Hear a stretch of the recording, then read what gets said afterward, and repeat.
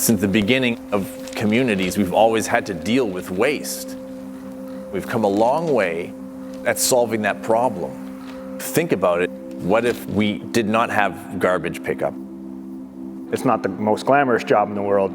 We're not movie stars, but if the garbage is not picked up, it's not going to be the beautiful city that it is. There's a lot of garbage just for one day. I could only imagine if we left it for like 3 months. Piles would be piled the size of people's houses. The landfill, some people may argue it's an eyesore or it smells bad. It is a huge asset to the community because it's managing the community's waste. It provides us the space to do different diversion initiatives. It is home to our composting facility. When you put out your garbage, you don't have to worry about where it's going or who's looking after it. You know that the city has taken that material and is managing it appropriately.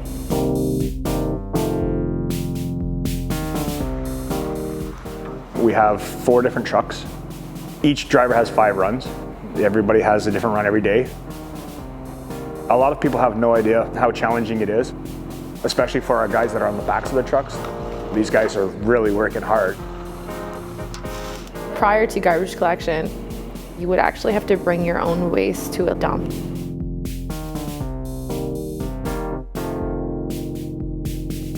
You dig a hole and you fill it, and then you cover it up at the end.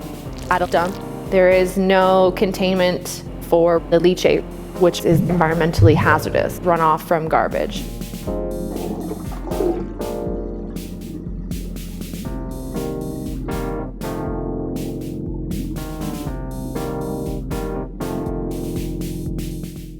At a dump, there is no containment for any gases.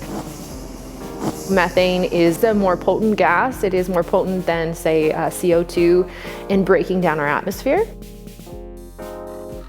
Dumps used to be used prior to the Ministry of the Environment, prior to the Environmental Protection Act. And that's where landfills really came from, is because of the contaminant release. At a landfill, you have to make sure the bottom has some sort of impermeable surface. This allows that separation between the leachate runoff and the groundwater.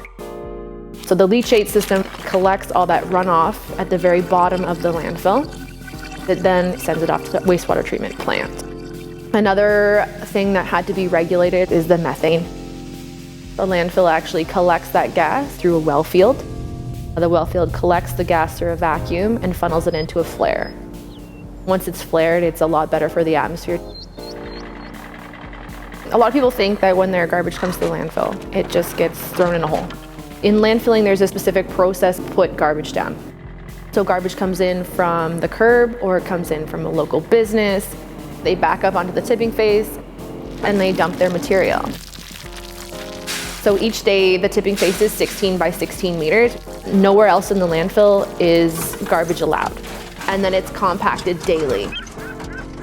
Once we've compacted that, we move on to the next meter lift. Once they reach the final contour, they cover it with a meter thick of soil. Closing a landfill is a really complex process. It involves a lot of time, a lot of money, a lot of expertise, a lot of groundwater monitoring, surface water monitoring, leachate monitoring, and of course gas monitoring.